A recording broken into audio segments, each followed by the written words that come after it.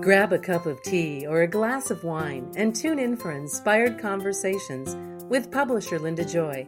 On Tuesdays at 2 p.m. Eastern, Linda creates sacred space for leading female luminaries, empowering authors, heart-centered female entrepreneurs, coaches, and healers. A soulful venue where guests openly share the fears and obstacles they've overcome, wisdom and lessons learned, and the personal journey that led them to the transformational work they do in the world.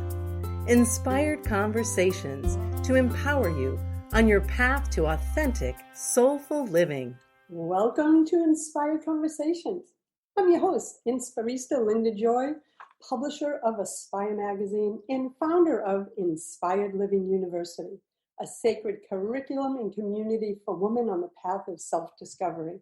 If you're ready to dive deeper into the topics that turn you on, come check out Inspired Living University at inspiredlivinguniversity.com. So I have to tell you, and I've discovered this on my own path, that your emotional well-being is the most precious asset you have. Jodi Aman, intuitive counselor and author of Anxiety, I Am So Done With You, joins me to help us understand how to become empowered problem solvers when life feels out of control, and how our intuition plays an important role. And she'll also be sharing some vibe-lifting strategies to help us navigate these trying times. And we all know these are trying times.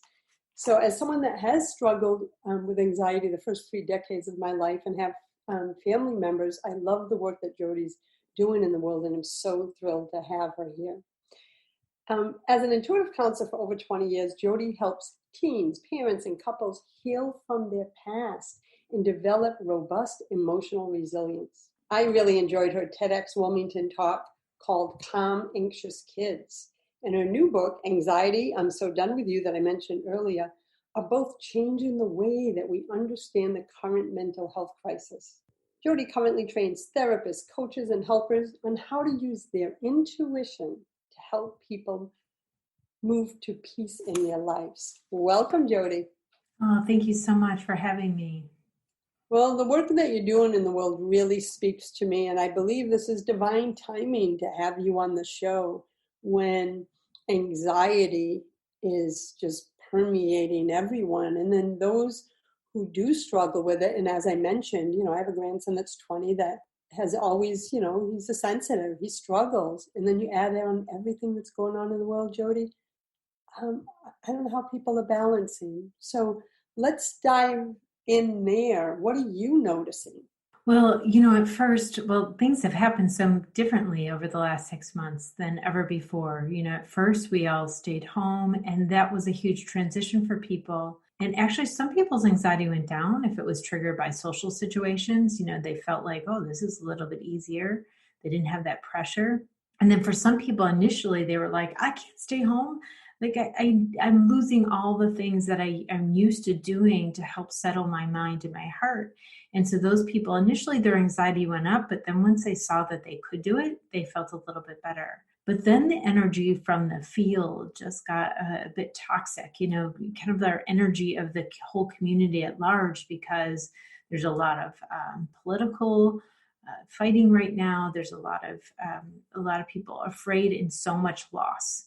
Right? Loss of ability to do stuff, loss of family members, and then a real fear, like a real threat out there. And so people have been kind of running through the whole gamut.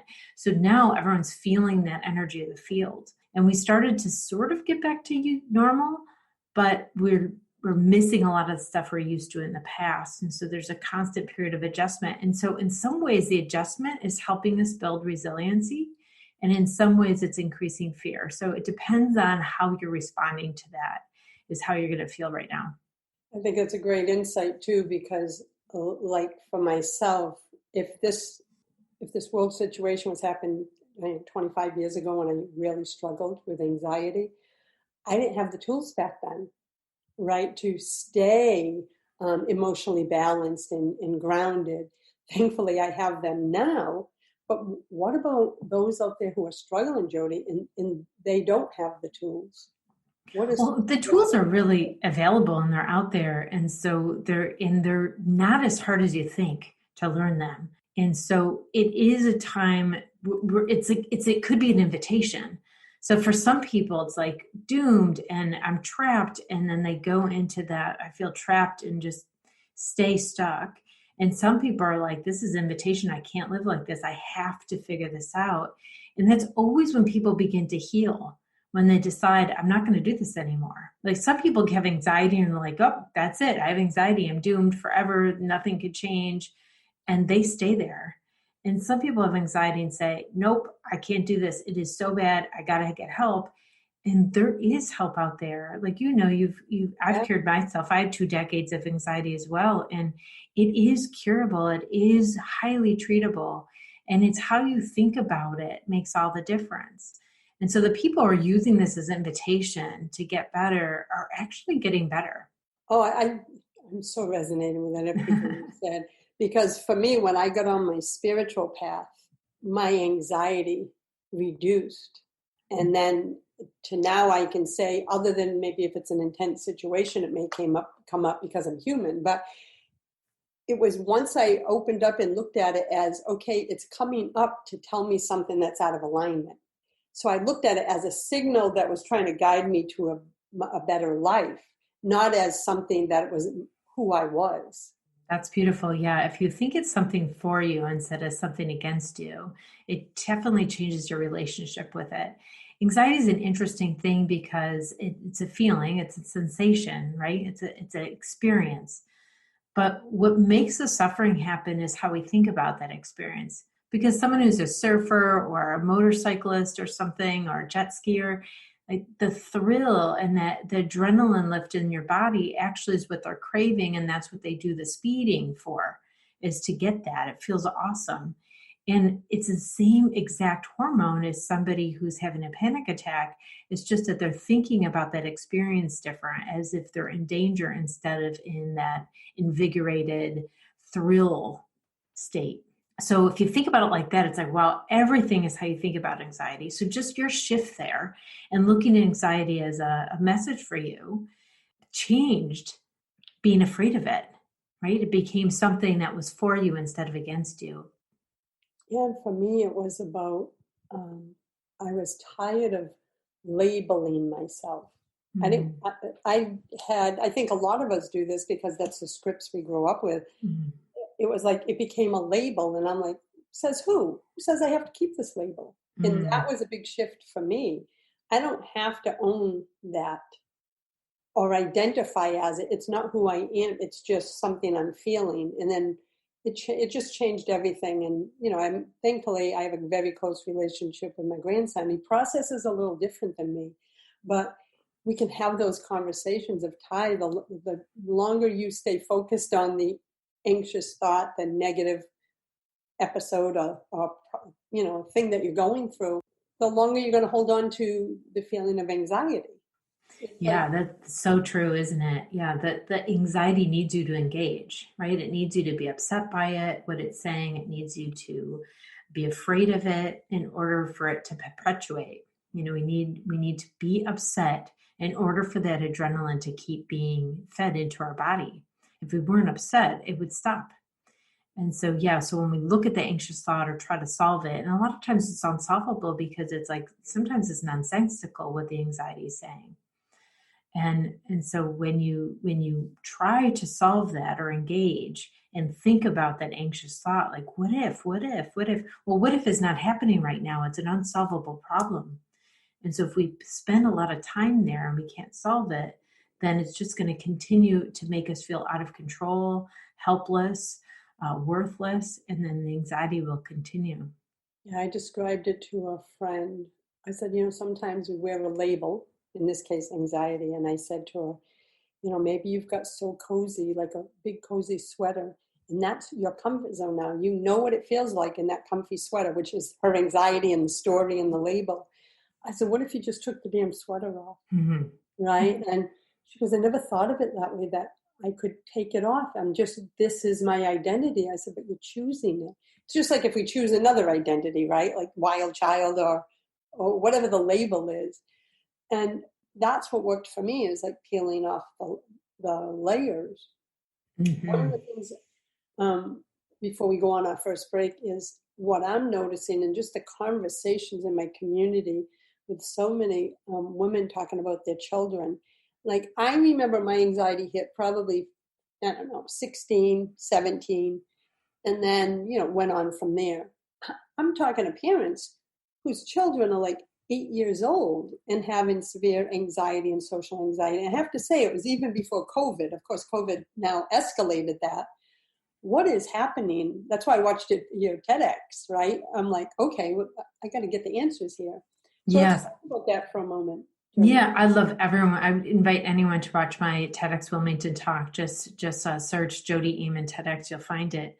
But I really explain, after being in the field for almost 25 years, I've been doing this work and talking to people and seeing the shift in the last 25 years of an increase of anxiety.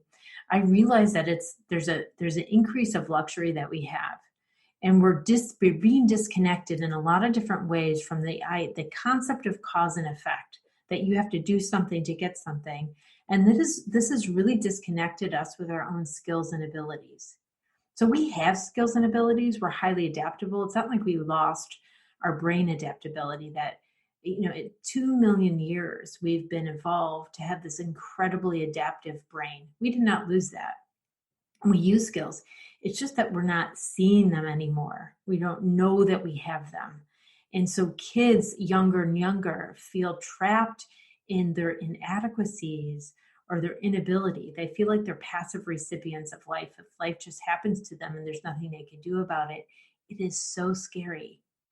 And this is, primarily because the rise of screens with their commercialism so much all the time, telling us you get stuff just because. And then there's virtual trauma, and then there's comparison culture increasing and increasing. This is why our anxiety is increasing, is because we've lost that cause and effect. We don't realize we have to do something to get something.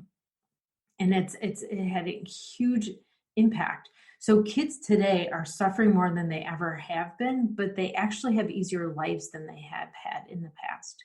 In the past, they've had harder lives, and then they build confidence because they realize they have skills to adapt and do stuff. And, now kids are not seeing any skills that they have, and they really think they don't have any. Well, you're really nailing it on some of the conversations I've had with moms, especially about, young children who almost are walking around in the victim energy, but they have the ideal life in so many ways, but they're taking on the persona of victim energy at such a young age, right? Like, exactly. I'm like, oh my God, what are they going to be like when they're like, what's their soul going to be like? When you go through your normal preteens. Yes. Like, what will happen? And Linda Joy, this is why. It's because they have the skills, but think that they don't, because they're losing. It's a concept that we understand, and we start to understand, like when we do chores, when we do things that are hard, when we engage in life. And right now they're getting messages all day that there is no cause and effect. Things just happen randomly. And that is why they think it's not their fault. It's not the parents' fault. It's encultured. It's conditioned in our culture to do this, and that's why it's increasing. But if we understood it and knew about it, we definitely could shift and begin to see ourselves. And that's my message all the time. And every time I do a interview, really trying to get that out, or my videos on YouTube, I'm really trying to get that out so people could see it differently, and it completely changes how they react. This is so beautiful. And before we go to break, I want to share with everyone the TEDx talk we're talking about is TEDxWilmington, and you can look it up. It's called Calm Anxious Kids. It's powerful.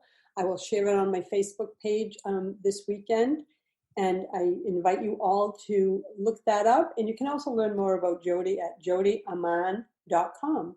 And we'll be right back with more talk about children, anxiety, emotional resilience, and more. A conscious lifestyle for a mindful life. Om Times Radio. IOM FM. inspiration for a woman's soul. Aspire Magazine, inspiring and supporting women on the path of self-discovery. Claim your free digital subscription today, which includes access to thousands of dollars of personal development bonus gifts from Team Inspiration partners. Claim your Aspire Magazine subscription today at subscribetoaspire.com. Hey America, we need to have a little talk. We've got more food than we know what to do with in this country, yet 17 million kids in America are struggling with hunger. Makes no sense. Luckily, the Feeding America nationwide network of food banks has volunteers gathering excess food and getting it to hungry kids. They're kind of like food angels. Hey, become a food angel yourself by supporting Feeding America in your local food bank at feedingamerica.org. We can't do it without your help. Brought to you by Feeding America and the Ad Council. Are you trying to get from point A to point B and need a little advice? Connect with the counselors at Times Advisors. Whether you're looking for a life coach or a spiritual intuitive, the advisors participating at advisors.omtimes.com were carefully chosen based on their gifts, skills, and professionalism. Times Advisors, connecting you with the best advisors in the business. Hi everyone, this is Shay Parker, the host of Best of the Best, which airs live right here on IOM Radio every Tuesday night at 8 p.m. Eastern and 5 p.m. Pacific. I'm super excited to bring you expert guest hosts, spiritual discussions, free psychic readings, and so much more. I can promise that you will not want to miss this one-of-a-kind, fun, yet touching, down-to-earth show. Join us every Tuesday night at 8 p.m. Eastern, 9 p.m. Pacific on OTR-FM. This is Shay Parker, and I can't wait to see you there. This is OTR-FM, part of the IOM Radio Network. Welcome back. You're listening to Inspired Conversations. I'm your host, Linda Joy. With me today is intuitive counselor, Jodi Aman. So, Jodi, I have, along with having a 20-year-old grandson, I have an 8.5-year-old granddaughter, and my daughter's a sensitive too, and she's just such a grounded, loving mom. She was just made for it. Mm-hmm. One of the things I'm so grateful for is limited screen time. Like most of her friends at 8.5 have phones. Mm-hmm. Nikki's like, you are not getting a phone at 8.5 years old. She can only use an iPad to FaceTime friends. She cannot go on a lot of the sites. It's always baking, crafts. But I'll still sometimes hear, I call her Little Goddess. I will sometimes catch the Little Goddess, giving herself a pep talk. And sometimes, I'll hear her say something like, where is this coming from? You're 8.5. You don't have to worry about these kind of things. And my daughter says, Mom, you should hear some of the kids. It's not like when we were young. My daughter's 36, just to kind of put it in perspective. So how does our current emotional wellness differ from other generations? Because just from myself to my 36-year-old daughter down to 8, there's such a big difference, Jodi. Yeah, well, I mean, I think the evolution of the world is getting faster, but that's a little more esoteric. We really want to understand it. And it's hard to separate what's going on emotionally and in our emotional resilience with screens, because they've really changed the way we do everything. They changed the way, the convenience has changed the way we actually have to engage with life. It's changed our social situation. It's changed everything. And people think, well, people are open more about mental health. That's why it's growing, because people are more open. It was there before, but people just didn't talk about it. That's not true. It wasn't there as much. I mean, it was there sometimes because people had trauma, and so they had these experiences. And so but this is definitely a different situation than before, because these kids have this sense of entitlement, yet they feel inadequate. So there's this paradox going on. Everybody's saying you're entitled, and it's such an insult to Generation Z because they don't see that. They see themselves as victims. They see themselves as unable and suffering intensely, and then everyone's telling them that they're self-centered and entitled, and they feel horrible about that because they feel inadequate, they feel trapped, they feel stupid, they feel unable. They don't see that at all. And so there's a major disconnect. They are actually entitled, but they don't see that they are. All of that is coming from the same thing, that lack of cause and effect.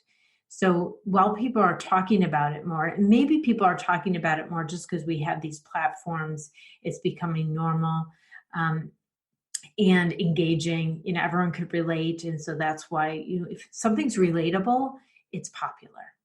And so that's why this is popular, but it's not necessarily helping anybody. In some ways, people who advocate, the mental health advocates are out there advocating that they're different than other people. I think this is a big mistake. I think it creates people defending their limitations, and then they keep those limitations. And I agree. I see it all the time. Yeah, and so it's the intentions are great, but what is actually happening is they double down on feeling different than other people. Then you don't have a way. Then your limit it defines a limit. When you're really unlimited, you could change. Everything could change. Everything's relatable. But when you think about it that way, it's not changeable. It's like a chronic, it's something you have forever. You just have to quote manage. I mean, that's not true. There is some mental health professionals that still say that to people, or the mental health or the medical professionals are saying that like antidepressives equal to insulin and diabetes. I talk about this in my book, Anxiety, I'm So Done With You, because we really have to know. We really have to understand that metaphor doesn't make sense. And actually, they were sued back in like the 70s or something to not have that in any of their marketing. But their pharmaceutical representatives still use that. And so I hear doctors saying it to their patients still, and therapists saying to their patients. And the intention is to get rid of the stigma, because people feel awful that they have to take it. And so they want to get rid of the stigma so they can have their patients feel better, and they say it. So the intentions are really good. Well, not the pharmaceutical, they're just trying to sell it probably. But yeah. For the doctors, they're like, I want to help. But what happens is then they feel like they lose sense with their agency, right? They're an agent in their life. They could do stuff, they could respond, they could make a difference. But when you think you have to have medicine, like it's, your anxiety is definable and you have to have medicine in order to help it, like there's no other choice, then you lose touch with your agency. It's actually hurting people. And we want people to connect with their agency. That's what I mean by connecting with your skills and abilities.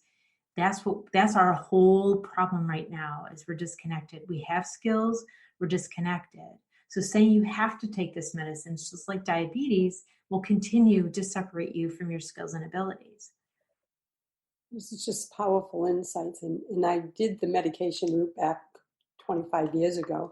And yes, it helped for the time that I was doing it. And then one day I just woke up and I was at a part in my personal development and spiritual development. So it was probably 15 years ago. I just woke up with a knowing. I was done. And I didn't even tell my doctor, which I am not advising anyone else to do this, but I slowly weaned myself off, Jodi. And didn't tell the family, didn't anything. I didn't want any inside output because it was a knowing. And that was my decision, 13, 14 years ago. Now, for me, it was what you just said. It was about owning my own, like inner wisdom, knowing, agency. It was just a knowing. And I've never felt better. But I had worn that label so long. You do what they say you should do. And do you run into that a lot with your clients or yeah, absolutely. People who think that they could get better, and people think that they can't, don't. And so that's the first message in all of my videos, all of my programs that help people with anxiety, all of my books that help people with anxiety. I have 4 books now. That message is first and foremost. Anxiety is people not connected with their personal agency, not connected with their own ability, because you feel like the anxiety is in control and not you. And what's different about what I teach is that we break down the power of anxiety. Most anxiety books out there give you those skills to calm anxiety once it comes. But mine's different because I take down the power of anxiety. And that's deconstructing how our culture has kind of created us to really worship this thing we call anxiety, because it's the priority in our life, that's trying to satisfy it somehow. And it's not satisfiable, so it just keeps coming and coming. Oh yeah, it does. I remember those days. So how can, when life feels out of control, how can we teach ourselves or our family or grandchildren how to become empowered problem solvers? Like, is there a strategy or tip that you start people with? Yeah. So, obviously you could keep learning about this on, and I do have a lot of programs, but what I would say right now, and the tip is, if you're a parent, start to notice your kids' unique abilities. Start to reflect back. And it's not like you're a great person or you're beautiful. It has to be specific. You want to start from when they're young, or any age they are now. Start right away and show them the specific things that they do. Because we have skills that we use all day, but we notice so much our inadequacies, what we didn't get to, what we didn't do good on. Like, those things are in our face, and all the skills just feel like normal. We don't even pay attention to them. So if our parents and our loved ones, and then ourselves, because I help people do this to themselves too, if we notice our specific abilities. So it's like, oh, what a great idea you had. I didn't even think of that idea. Nobody thought that idea but you. You know how to think outside the box. So it's really specific. And for ourselves, so you could do that for a loved one as a parent, but for yourself, I encourage my clients to every night before they go to bed, write down 3 things that they did that day, that they accomplished. So it's, we could write down gratitude, and we know that the research says that if we write down 3 things we're grateful for each day, it does increase our happiness level. But this will exponentially multiply it. If you also write down 3 things that you accomplished that day, it starts to get you to notice, because you could be grateful for a sunset, or you could be grateful for something somebody else did. The second 3 things need to be something that you did, so it's connecting you with your skills. You start to notice, because then the next day you have to pay attention to the things that you did do. It could be emptying the dishwasher. It could be making that phone call that's been on your list forever. It could be cleaning a room, whatever, or a drawer. Something that you did. You had a good idea. You problem solved something. And it begins to have you connect with your skills and abilities. And once you build that trust in yourself, anxiety really can't live in your life. Anxiety means you don't trust yourself. Like, anxiety and trust are the opposites of each other. And so when you build that trust, everything changes. So when you know you have skills and abilities, then it doesn't matter what happens. You have resiliency. And I love that, because I could feel it in my body. I was like, okay, because I do my gratitude practice every morning and night for 25 years. But when you were describing, I just allowed myself to feel it, like, okay, it's a different energy shift. But I could see it, that, especially with a child, to be able to go, I rode my bike for the first time 3 feet. It's like turning it inward, where gratitude a lot of times is outward. They're both incredibly powerful, but they're different for different reasons. And, we are encultured. It is our culture. We're a deficit culture. We see our deficits. So we have to train ourselves to see our goodness, our uniqueness, our skills. We just have to train it, and it's easy to do, and it doesn't hurt. There's no risk. And so it's something that if everyone did it, we'd really shift the way we feel.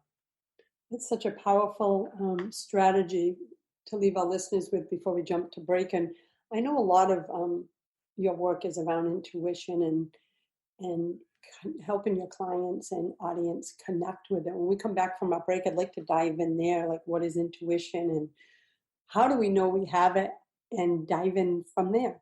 So I'll be back in a moment. I'm with Jodi Aman. You can learn more about the sacred work she's doing in the world at jodiaman.com, and Aman is spelled A-M-A-N.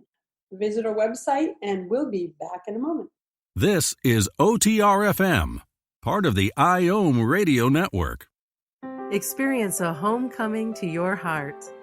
In the foreword of Dr. Deborah Riebel's new book, Being Love, How Loving Yourself Creates Ripples of Transformation in Your Relationships and the World, Marcy Shimoff shares, the answer to our inner longing isn't finding love, it's being love.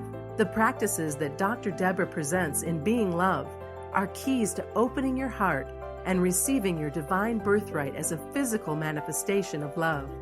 Her techniques, developed over years of successful private practice with her clients and from her extensive training in multiple disciplines, are accessible, compassionate, and effective.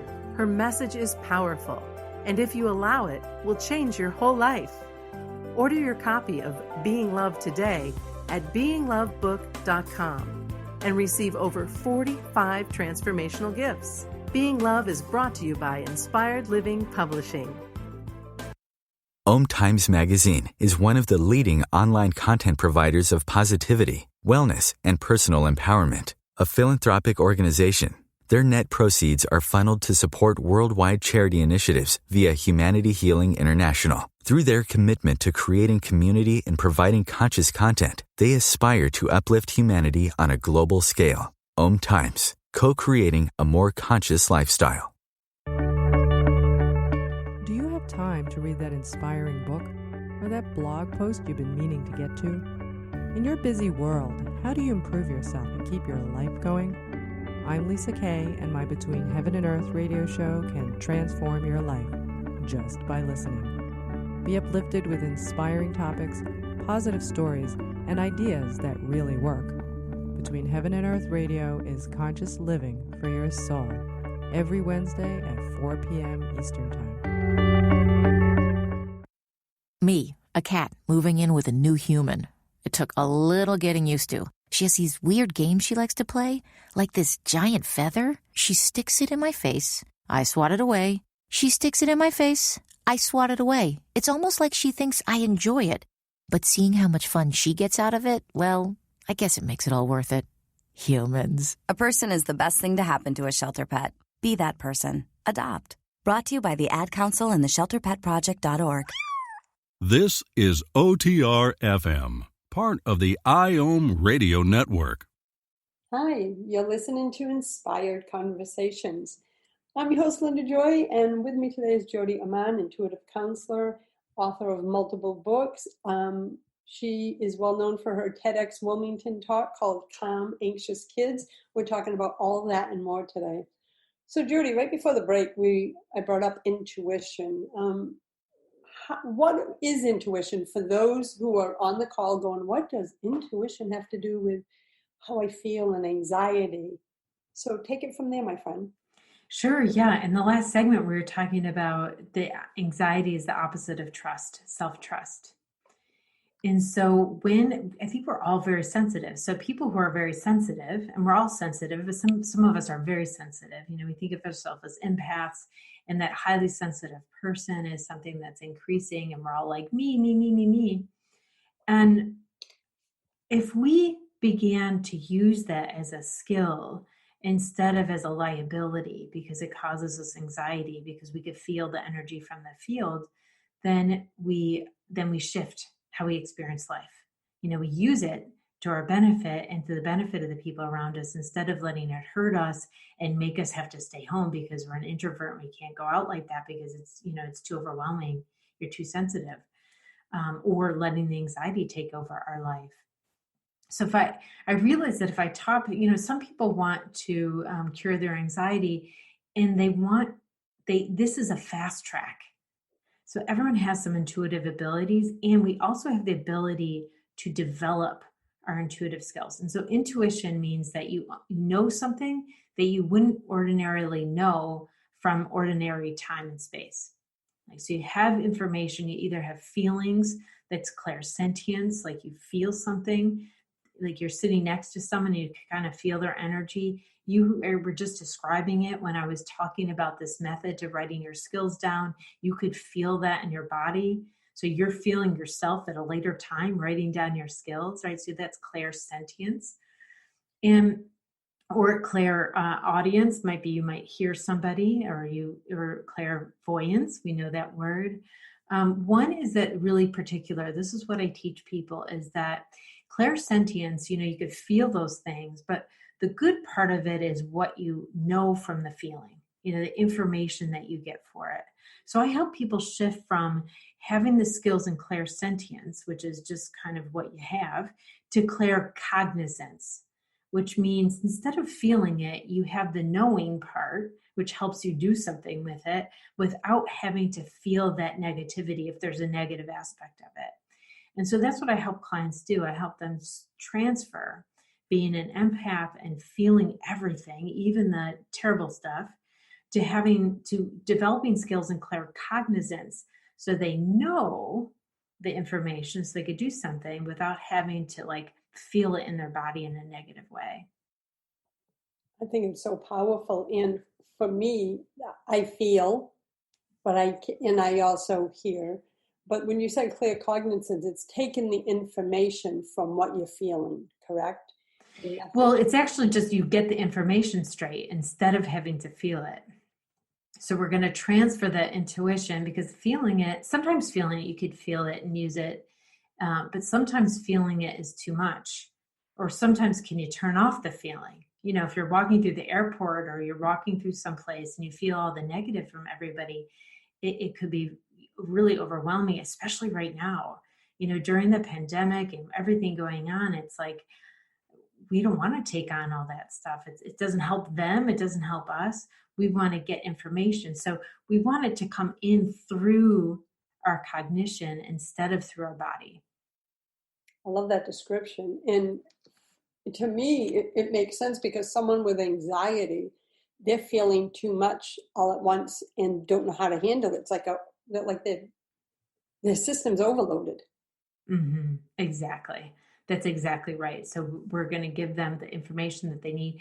You know, anxiety says all these things. You know, it's anxiety's like, you got to be scared about this, and bad thing might happen. And it's all nonsense what anxiety says. It sounds like it could be true, or there's a what if, but anxiety gives us these nonsensical things, and we feel something in our body, and then our anxiety is trying to find a problem, and then we go to those things. But if we get the information, you know how you said anxiety is a message? If we got the message without having to feel the anxiety or it in our body, then we could just respond with, virtually no suffering at all, right? We're eliminating the piece that we don't really have to do. It doesn't really serve us or help us. We're getting the information, we're getting the message, and we're able to go forward with that. So it's absolutely avoiding the suffering. Which is so powerful. And that's one of the strategies you use with your clients and in your work. Mm-hmm. Yeah, absolutely. So how do you not take it in? And a lot of it's belief. Just with anxiety, you know, anxiety it's the same feeling, but there's all different meaning. Did you know that being upset, being frustrated, being angry, things are weird, being confused, being startled, being anxious, they're all the same hormone. All of those things, any upsetness is all adrenaline, but we think about them very distinctly. They feel totally different to us, but they're all the same. So that is important to know, is that we make meaning around our feelings, whatever it is. So if we wanted to not be anxious and suffering, then we could do something else with it or think of it a different way. And that's incredibly powerful in protecting ourselves. It's like how we think. You know, a lot of people are sensitive, think that there's nothing to do about that. You just be sensitive. And so you have to like block out the news, and you have to stay home a lot and adjust. Like, you're losing out on life. That's not fair. It's so true. And what you had just said, I was just thinking back before I realized, before I understood what intuition was and all the clairs, I can remember, going back 26, 27 years before I met my honey, being in a restaurant or lounge, and having the hair go up on my neck, and always noticing that I always wanted the same corner seat, and never knowing why, Jodi, right? Mm-hmm. And I would say, I wonder why I always have to sit in this place. It's because I never wanted my back towards the room. And I would realize I was picking up energy. It took me a long time to figure it. And of course, you don't want the kind of energy that comes in pubs and restaurants, right? Especially the regulars. And after a while, I said, okay, I received that way. And I had to do so much inner work so that now I can hold space for 400 or 500 people and not not feel like the energy's hitting me. Does that make sense? Yeah, you Like don't I'm have to take it holding in. it. So I went from someone that couldn't even be in a closed-in room with other people because I didn't know how to, process all the energy coming at me, to being able to create events for 400 or 500 people and hold space for them. And so everything you're talking about now, I'm like, oh my God, people with anxiety, so they're not processing. If you can bypass that, as you said, the clear sentience, and bring them to clear cognizance, they avoid that whole painful journey that I went through. Yes, exactly. Okay, Exactly. so I mean, you had to figure this out all by yourself. When yeah, people I, come and I to did the me or to wrong way. you, right, that if you have a mentor who could help you do that, you don't have to take all this time and inner work and all that thing. Like, you Yes. have someone to be able to teach you the skills. And so it's just so much easier. Well, I want to say to everyone, please, please, I hold these kind of conversations and bring you the experts because I don't want anyone to take the long way through struggle and pain when I know there are experts like Jodi on this topic who can help you shorten the curve so you can get down to living, enjoying, and loving your life. Believe me, I wish I had those 20 years back, right, to process differently. So, Jodi, this is such an important conversation we're having, and we're going to take our final break, and when we come back, I want to talk more about, how social media is affecting our minds and hearts, which that's a conversation, I think, in itself. But how about we also cover in the final segment is like, what are some things we can do every day to raise our vibe? Because that's a lot of the language I use in my brands. It's like, come on, got to elevate your vibe. So we're going to be back in a moment with Jodi Aman. You can learn more at jodiaman.com. We'll be right back. A conscious lifestyle for a mindful life. Om Times Radio. IOM FM. Does the energy in your life or home feel stuck or stagnant? Your home surroundings may be impacting your mood, energy level, and even how much money you attract. It's time to clear the energy blocks in your immediate surroundings so you can attract enhanced health, happiness, and abundance. Carrie Miller, feng shui expert, speaker, and coach, and the author of Feels Better, Flows Better, Feng Shui for Inspired Living, merges her sacred skills in feng shui, space clearing, aromatherapy, and coaching to support her clients in making subtle changes to their home that allow energy to flow and create spaces that are comfortable, functional, supportive, and inspiring. Whether you're called to clear one room or your full home, Carrie offers feng shui and energy clearing services on-site or virtually to meet your needs. Learn more at carriemillerconsulting.com. Om Times Magazine is one of the leading online content providers of positivity, wellness, and personal empowerment. A philanthropic organization, their net proceeds are funneled to support worldwide charity initiatives via Humanity Healing International. Through their commitment to creating community and providing conscious content, they aspire to uplift humanity on a global scale. Om Times, co-creating a more conscious lifestyle. Circle of Hearts Radio is a sanctuary on the airwaves. Join me, Grandmother Elia, in the circle on Sunday, 2 p.m. Eastern as I share information to both enlighten and nourish your soul. The number one reason girls drop out of school in sub-Saharan Africa is lack of access to feminine hygiene products. The Pads for Schoolgirls Project, an outreach of Humanity Healing International, is changing this paradigm by setting up sewing programs at schools, teaching girls a vocational skill, while producing the reusable pads that help keep them attending classes. The girls pay it forward by making and giving pad kits to other girls in need. To learn more, visit humanityhealing.org. Humanity Healing is where your heart is. This is OTR FM, part of the IOM Radio Network. Welcome back. You're listening to Inspired Conversations. I'm Linda Joy, and I am so glad that you're here with me today. With me also is Jodi Aman, intuitive counselor, author of multiple books, but her newest one is Anxiety, I Am So Done With You. She also has a very popular TEDxWilmington talk called Calm Anxious Kids. I will be sharing that on my Facebook page this weekend, so please head on over, Share it with those in your life who have children struggling.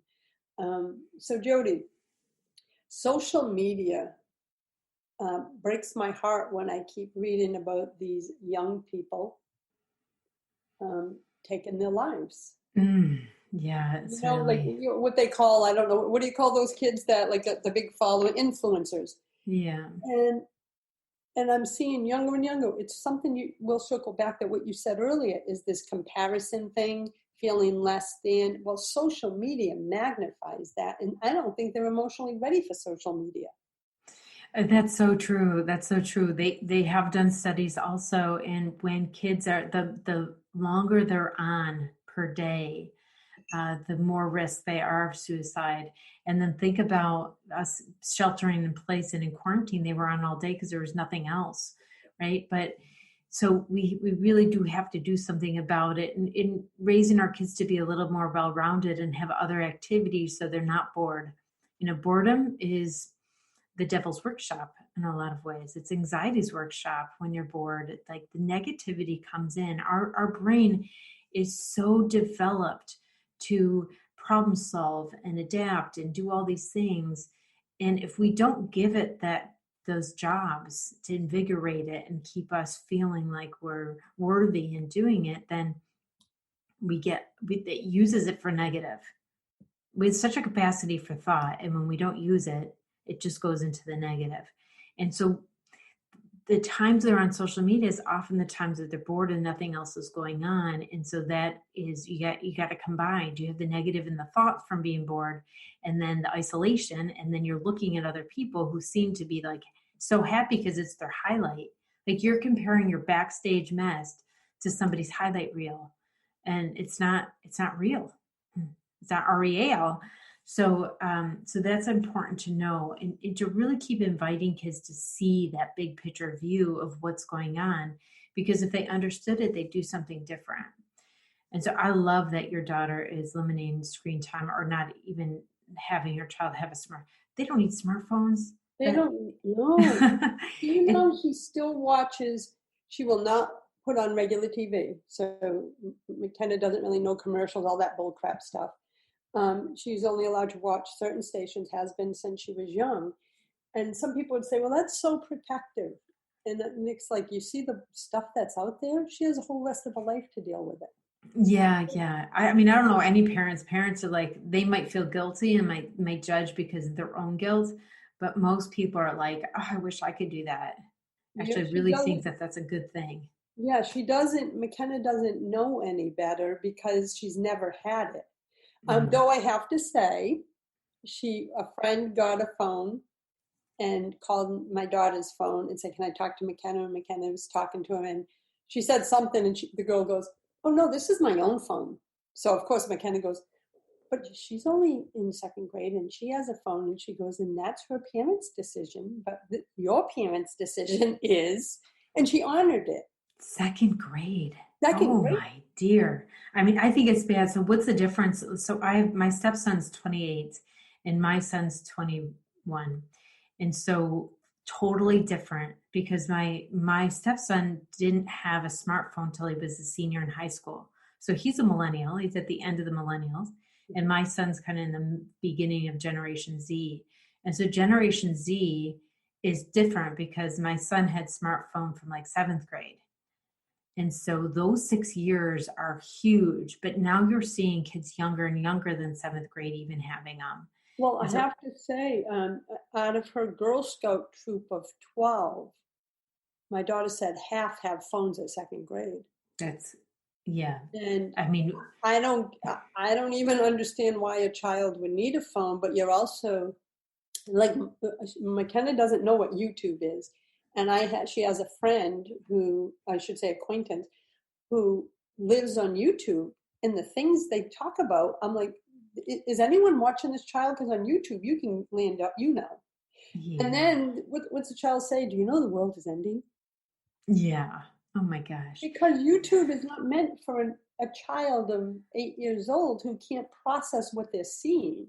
Right. So are you noticing that the social media is affecting kids younger and younger now? Yeah, of course it's increasing anxiety because yes, there's these conspiracy theories or fear-based, things that people are talking about that will freak you out. It'll freak an adult out, let alone an 8-year-old. So absolutely, I feel like it is young. I mean, it's a concern that, 7th graders have it. But once kids start being on their own, once they turn like 10 or 11 or 12, they're walking around neighborhoods without their parents there. And that's usually when parents start getting the phone, but they Yeah. still don't need a smartphone. But now you can't get a non-smartphone, really. You can, but they're just rare. And so I think that's the thing. It's like, oh, I could get a hold of them. That's why parents want it early, or maybe it's social pressure or whatever.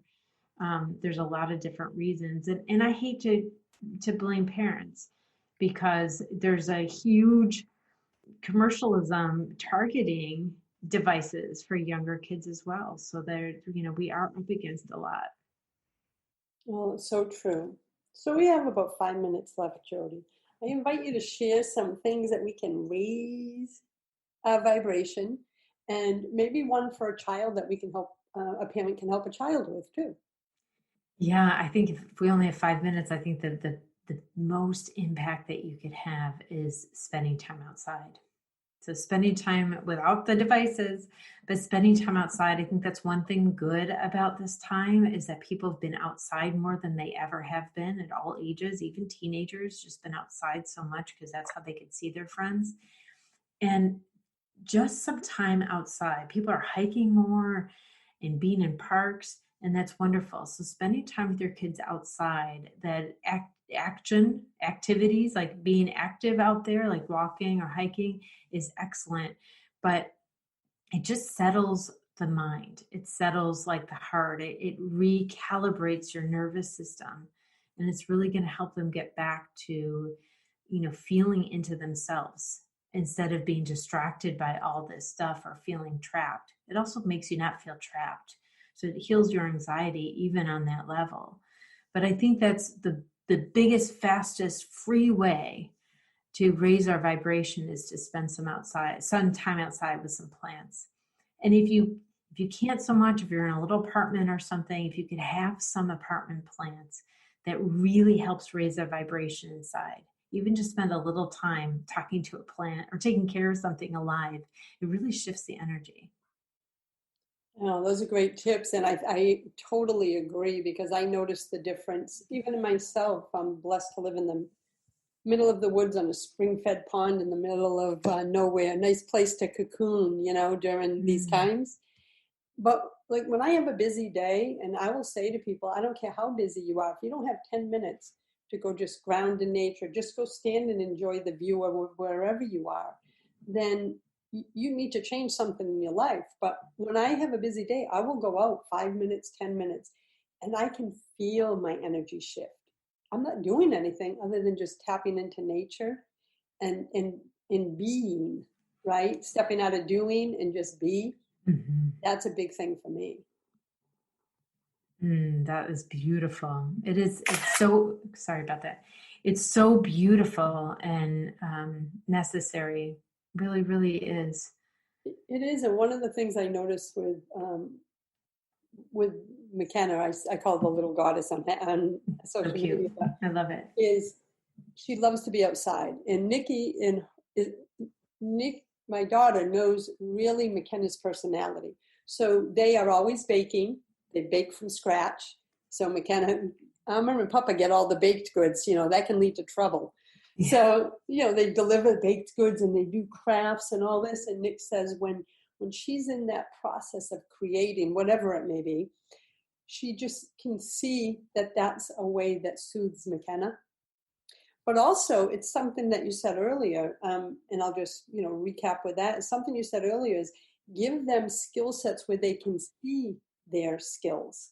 Yes, so that's why. Like, and Papa, I did my first 3-layer cake because Nikki buys her all the molds, everything. So this kid has just learned fondant at 8.5. Oh, it's awesome. Well, the beautiful part is Nikki says, Mom, she's learning, she's creating, but then she comes over with such pride for this creation. Like I used my cake cutter, I did fondant for the first time.